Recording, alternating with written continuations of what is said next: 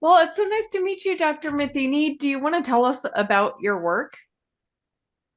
Yeah, it's been many years in the development, and I am by training a cardiac surgeon.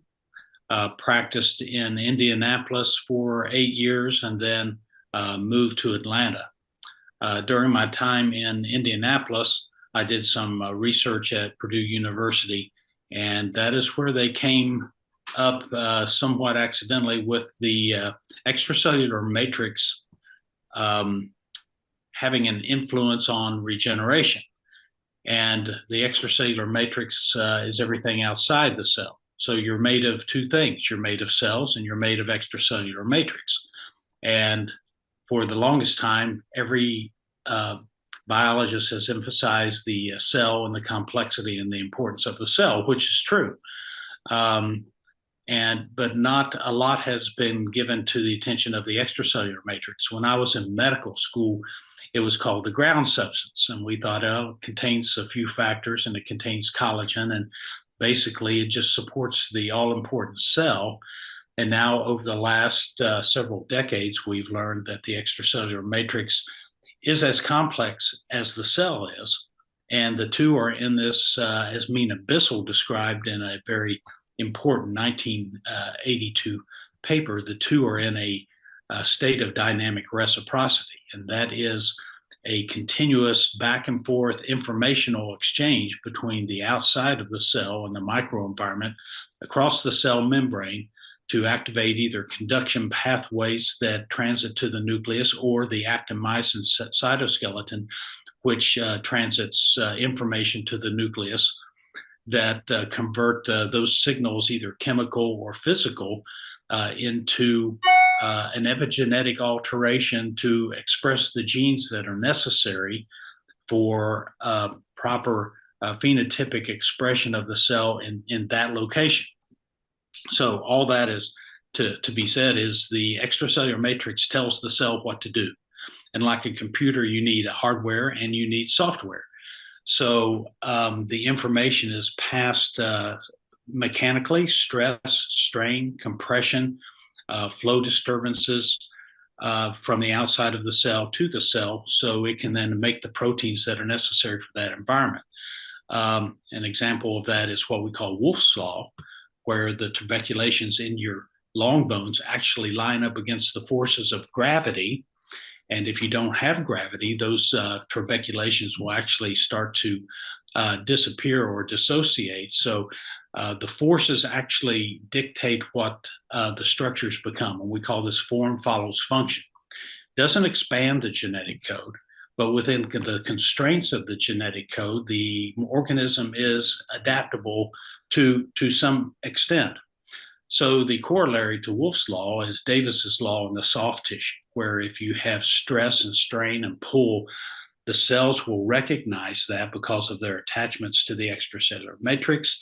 That information gets transmitted in a lock and key fashion that's very specific for the proteins to the nucleus, where epigenetically the genes are manifest to be transcribed to deal with that microenvironment. And it's not that sounds complex, but if you have a dumbbell and it weighs 50 pounds and you keep lifting it, your muscle's going to get bigger. Okay, because the forces are required and your body adapts within some constraints. This is not a genetic change, it's not a mutation. Which, just as an editorial off to the side, being a clinician, it's easy for academics and some biologists who look at genetic change to infer that that is a Darwinian expression of the mutations to change.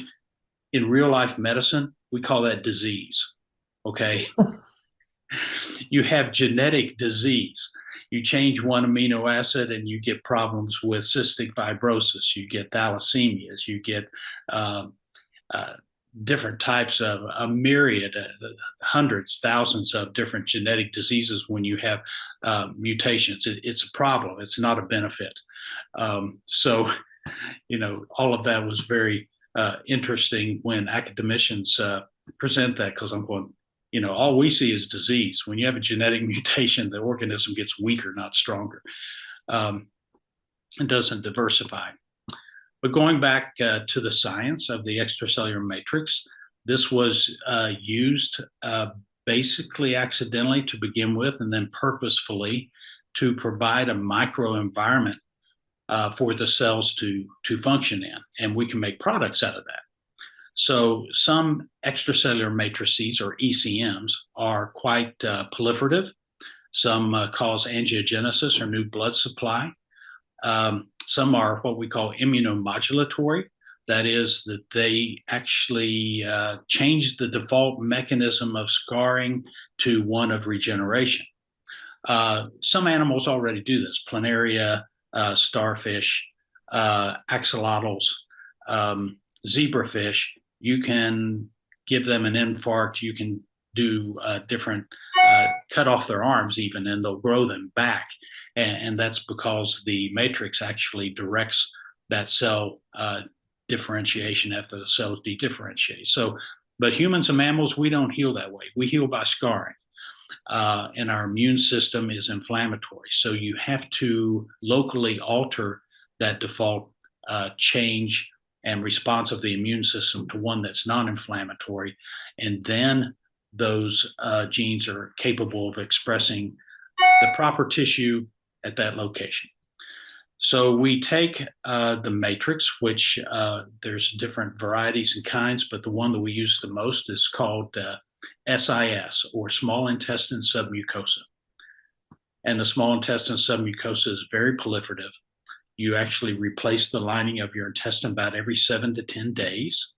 So new cells have to replace that. So the basement membrane and the submucosa are very proliferative in their signaling for the cells to divide and grow. It's also immunomodulatory in that it keeps inflammation from occurring very much in the manner that the placenta does for the mother and the baby. They do not have the same genetic code. So the baby would reject mother if the placenta wasn't there. As it is, the children usually wait till they're teenagers to reject mother now. So that's there's no help with that. But that type of immunomodulatory capability is with the small intestine as well. So we can make that into different products that go into the body that provide the proliferation, the angiogenesis, and the immunomodulation so that those tissues get regenerated rather than scar tissue formation. So in medicine, in surgery, especially in cardiovascular medicine, everything that we use right now is decades old technology, Dacron grafts, PTFE or Gore-Tex, which in my opinion should never be used in the body. It should only be used as raincoats. So we want to get away from the synthetics that have inherent problems, inherent scar formation, and never turn into the tissue. This is of great benefit to the patient, but it's particularly valuable to the pediatric population because none of those synthetics will grow with the babies. Mm-hmm. So just I was telling Sal before we left the meeting, we had a case coming up the day before yesterday at Cincinnati Children's. We replaced a heart valve in a 4-year-old. Well, that baby had had 4 previous operations for synthetic valves that either wore out or clotted off and didn't have any capability of growth for that child. So we put in a heart valve made out of the matrix, and this may be the last valve that child needs because it will turn into their tissue when over the next several months, the implant actually goes away and you're left with their tissue that functions as normal tissue, a normal design of the valve, and is capable of growth with the children. So this is really where we're going, is taking some of these new discoveries in the extracellular matrix that are capable of regenerating tissue and making different products out of that, so we can really usher in a new era of medical devices that aren't just engineered from synthetic constructs that all have their shortcomings to something that is much better and is of the patient's own tissue, not a synthetic. So That's amazing. that's kind of the whole story in a summary. There are different companies around the country, around the world, that are using the matrices, starting to augment and change the matrices so that when we find those factors that are providing those benefits, we can actually increase them within the matrix and augment it so we get an even better effects. So that's the direction that the technology is taking. The video that you sent me, is it for public release? Was that you operating on the little girl? No, I was instructing on how to put the valve in. Really, to the untrained eye, all this shows is what heart surgery in a baby looks like. You can see how complex it is. You know, this is what has to be done. So you really don't want a child to have to go through this more than once. And the fact that as they grow, they have to go through this 2, 3, 4, 5, 6 times is a tragedy. So we would like to get it to the point where one and done. That's what I like to say. So you were able to reprogram. So maybe we could you could describe a little bit more. And our audience is usually very sophisticated.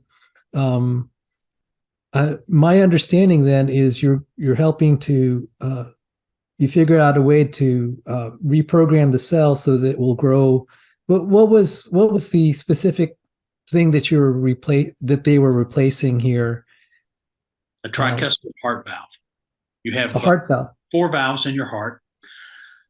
Mitral and tricuspid are what we call AV valves, atrioventricular, and then you have your aortic and pulmonary valves, which are semilunar cusp type valves. So this was the tricuspid valve that we were replacing here. And after we do the tricuspid and get that on the market, then we're already starting to study the mitral valve and the other 2 valves as well. So do you actually grow the valve like in a outside and then implant it? You take the patient's cell? Is that how it's? No.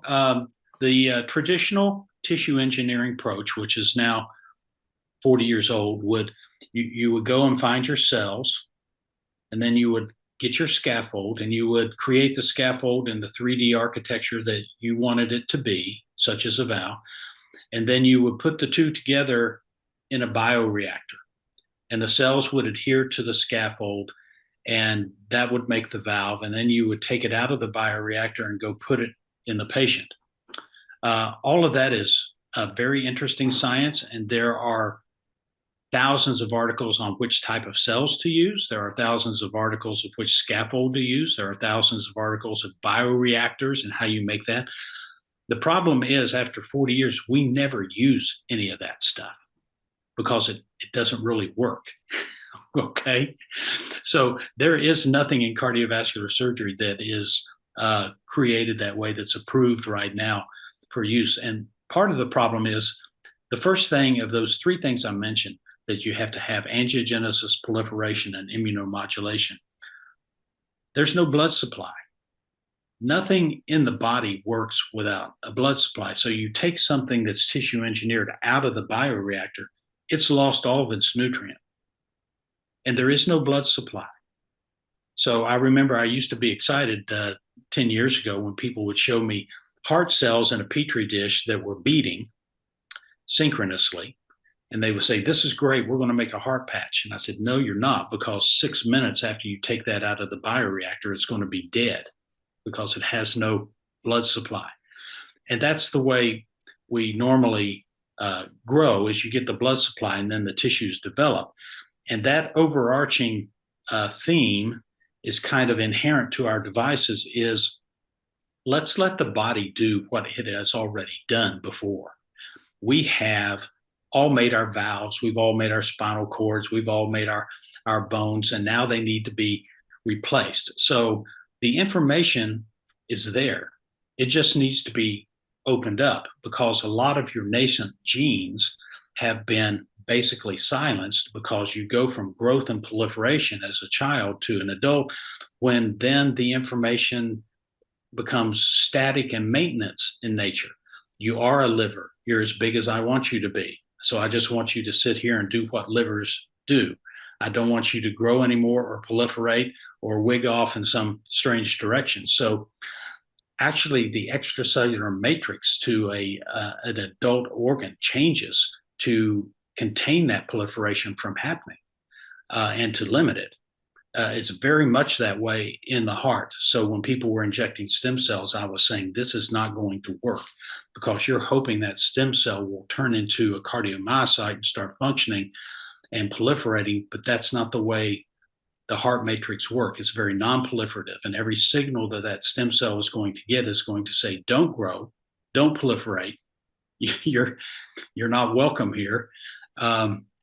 So that whole area got billions of dollars of investment, but hasn't worked. It did provide a lot of interesting information, though, because what we learned with the use of the stem cells was a whole new area of exosome production.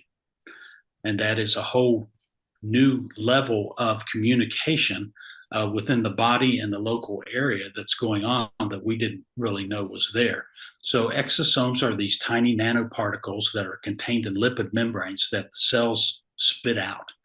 So any signal of efficacy that you get from stem cells isn't from the cell becoming that kind of tissue.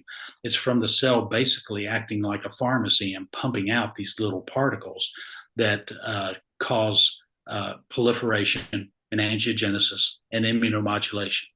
So those same particles we have found, largely to the work of Steve Badlack at McGowan Institute in Pittsburgh, demonstrated these particles become attached to the ECM and are like time-release capsules. As cells migrate into the matrix, they pick up these particles that then instruct the genes to be angiogenic, proliferative, and immunomodulate. So we need to hearken back to the embryologic development and let the body activate those nascent genes that were there and active when we were all developing in utero, and just let them do their thing again. So this is called in vivo tissue engineering, not in vitro tissue engineering, because we're not going to put it in the bioreactor. Well, we do, but the patient's the bioreactor.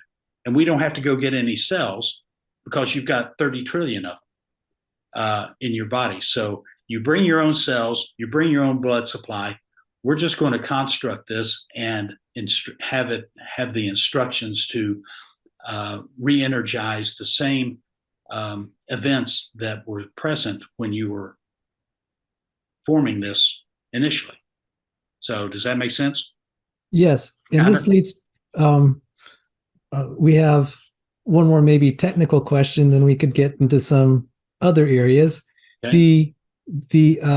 You had, when we first met, you'd related the story that you were presenting at a conference, and there were a lot of advocates of embryonic stem cells, and they sat you down because you were finding an alternative to embryonic stem cells that actually work better. If you could relate that, this would be awesome. Yeah, actually that has happened on several occasions, but I was, because of the regenerative nature of what we were doing, we were invited to certain conferences.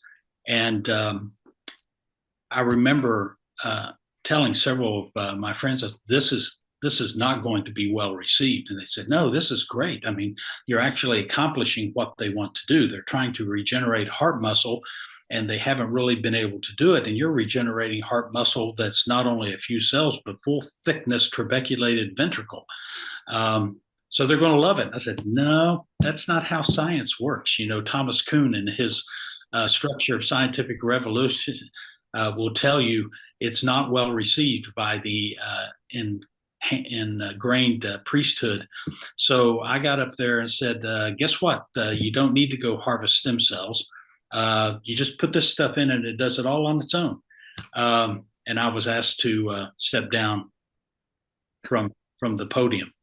because neither the organizers nor the presenters wanted to hear what I had to say. And of course, in hindsight, all of that had great excitement, and then it went away as the stem cells weren't working, and there were dozens of different types. And the thought was, well, we just don't have the right type of stem cell, or we don't have the right concentration of stem cell, or they're just not lasting long enough to work there. And it was none of those. That's not how they work. So I was asked to step down from several podiums that basically, when people are doing research and they've got millions of dollars of funding and you just told them that their baby's ugly, they don't take kindly to it. So, it doesn't always set well. Well, so when we met, it was really news to me that the all this embryonic stem cell research for regenerative tissue had fallen out of favor. It's still very important to study stem cells for sure, but not in the context of just inserting them into human beings and creating medical cures. So I saw your the website CorMatrix. Correct. And so these products are now being used to heal people. If you have any stories you'd like to relate. Well, once I saw that we were regenerating myocardium, this is not something that's supposed to happen. The cells you get shortly after birth are basically all that you get, with the heart turning over only a few times during your lifetime. So once you get an injury, ischemia, heart attack, that turns into scar, and that's all you get. So the fact that we were regenerating myocardium, which was blasphemous to begin with, actually pointed me towards the ability to possibly cure heart failure, which is the number one disease entity in the Western world. And so really excited about making an impact on this, because there is no cure for heart failure. You have very expensive but palliative treatments. You have transplant, you have pacer devices, you have ventricular assist devices, or you can give medications, but none of those fix the underlying problem, which is loss of cardiomyocytes. You've lost a big chunk of your heart, and now it's scar tissue, so it doesn't beat.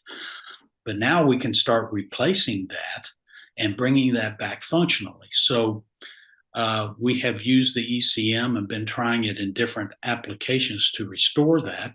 The animal studies have gone well, and then we got our first cleared product by the FDA, which is applying it to the surface of the heart where an infarct has occurred, and we're showing beneficial effects there. So that's enormous. And then that was merely our first product that was a sheet of the extracellular matrix. And so several of my more cavalier surgeon buddies started forming that into heart valves. We had planned to go into heart valves, and I first published on that in '99, but they kind of moved our timetable ahead because they were using this off-label and, so to speak, rolling their own. So with their little origami methods on the back table, we're fashioning heart valves in situations where prosthetic wouldn't work, such as the pediatric population that didn't have one made, even in the smallest sizes, to apply to these patients. So we were kind of pushed into the heart valve business too, but that has gone well. So we're in the middle of a clinical trial right now, our pivotal trial for the tricuspid valve, and hopefully we'll continue both direct surgically and percutaneously on a catheter, be able to deliver all the heart valves over the next several years. And these will be valves that will regenerate into normal valves, not just biologics that decay, or metal valves that have their own inherent problems. So I know you're a busy man. We are so grateful for your time. So I wanted to explore some topics. Now, I ran into the idea of embryonic stem cells in school, and I was heartbroken when I had to do a report on various studies as a class presentation on embryonic stem cells, and these were harvested presumably from aborted fetuses. And that really did break my heart. But also in the process of, as I was studying this, there was a topic of immortalized cell lines. It seemed that there had been the capacity in human cells to live forever. If you'd like to comment on that. And yeah, that's been one of the side features that has been fascinating to us. You had mentioned Yamanaka and his iPS cells, which from his work for which he received the Nobel Prize, basically taking a fully differentiated cell, such as a fibroblast or a granulocyte or other cell, and with four specific transcription factors, able to revert that cell back to an embryonic stem cell. Okay. And what he found was those special four transcription factors did what we had noticed, unlocking those nascent genes that had been stopped once the embryologic development had been complete. So you unlock those and the cells can actually revert back. So the cells are plastic, but in that they can be molded different ways, but they are plastic within the constraints of their genetic code. They can't become something else. So then you can take that cell that has gone back to the embryonic state, you can put in different factors and you can then send it down a different lineage. Like you take a fibroblast, revert it back, and then make it a cardiomyocyte, or make it a neural cell, or make it something else, because the genetic code is within that cell to do those things if you take it back to the starting point. Okay, we started, but what has also been noticed with those cells is they become younger. The telomeres, which is a marker of age, which gradually gets shorter and shorter with each cell division, actually grow back out.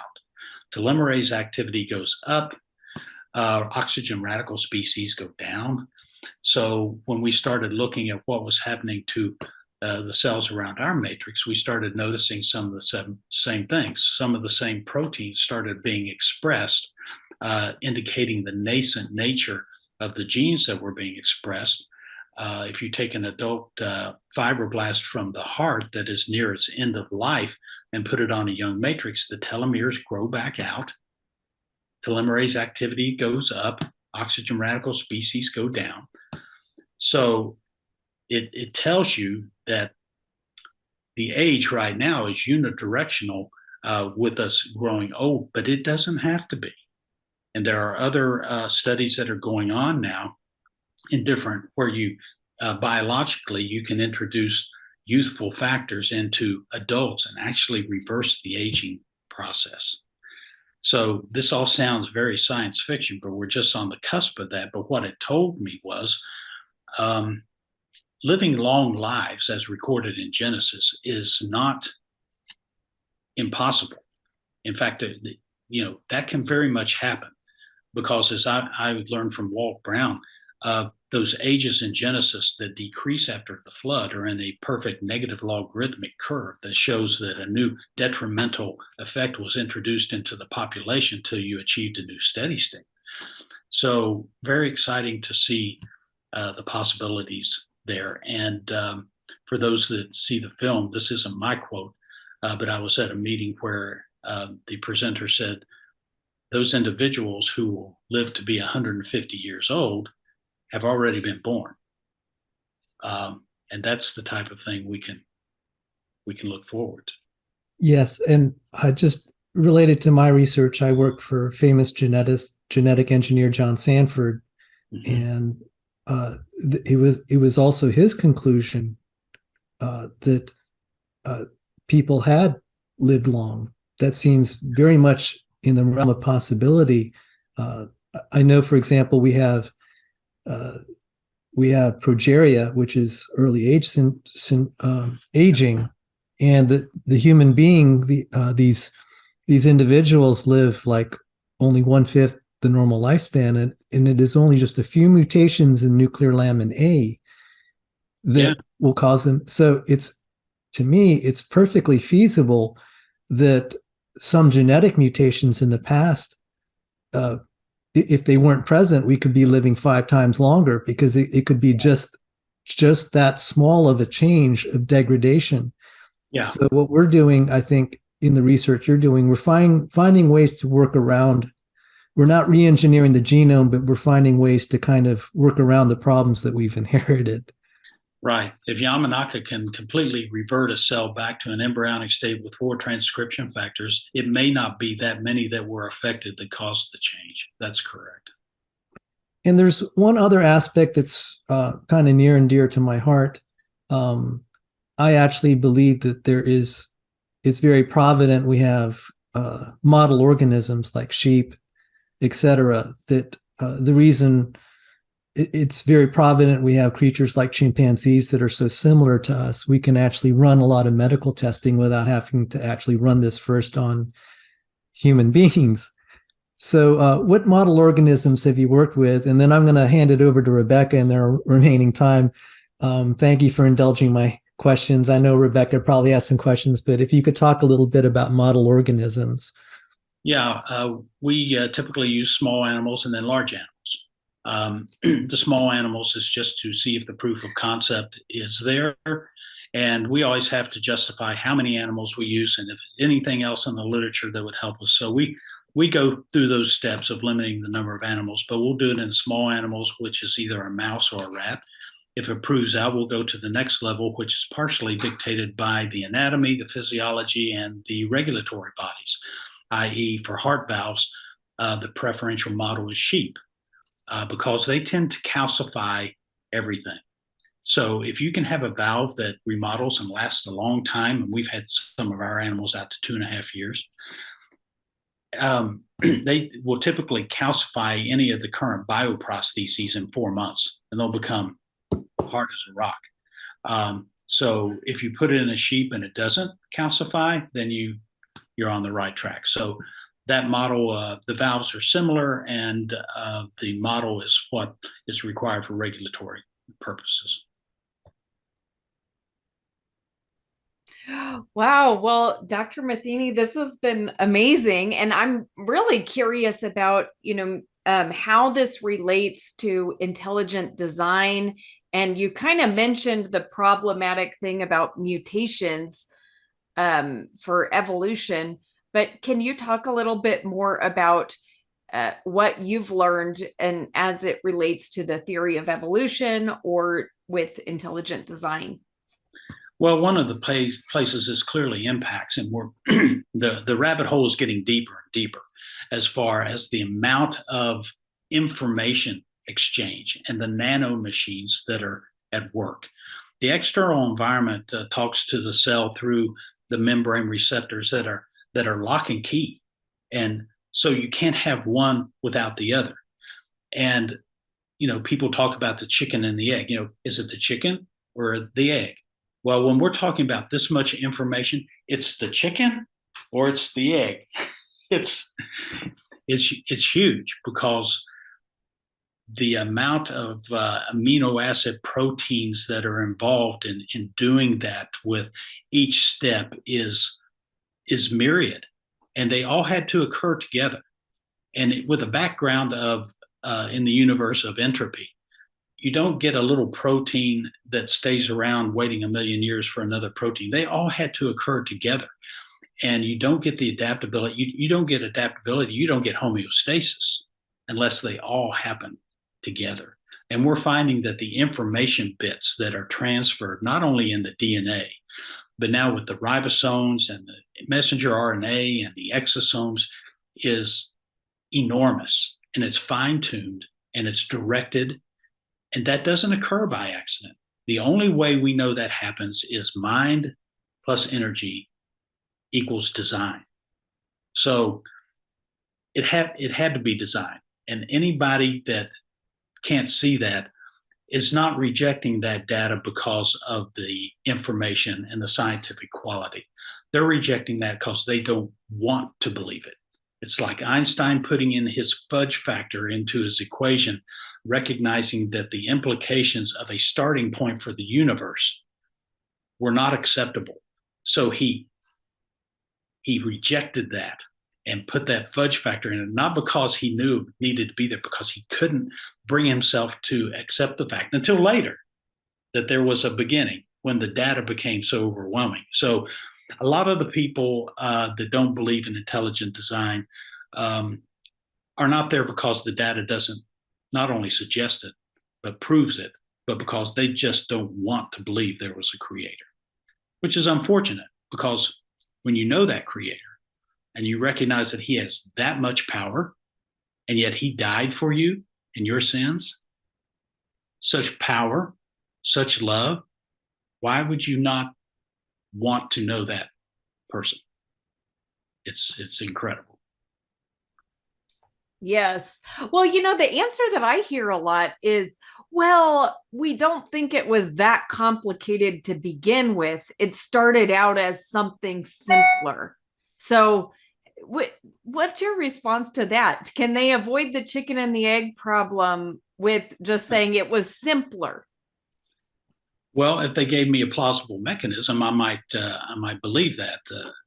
The problem with that is actually one I asked my high school science teacher, and I said, we're discussing entropy, where things fall apart in the universe and go from higher order to disorder, and higher energy to lower energy, and energy is lost.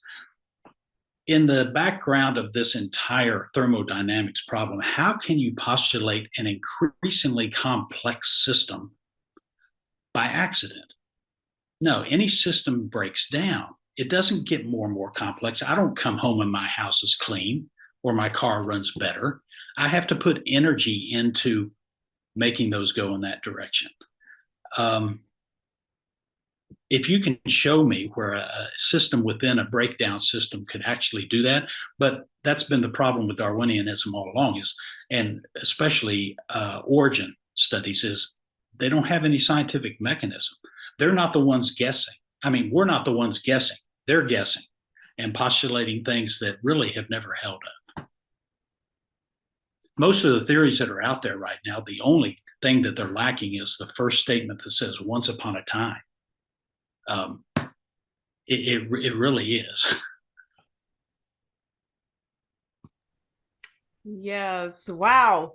Well, what about, they are say that, well, most mutations may be harmful or neutral, but every once in a while these mutations come along that just revolutionize the creature.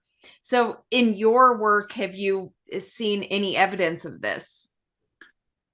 No, it's been the opposite, but that's not what Darwin said, slight successive changes.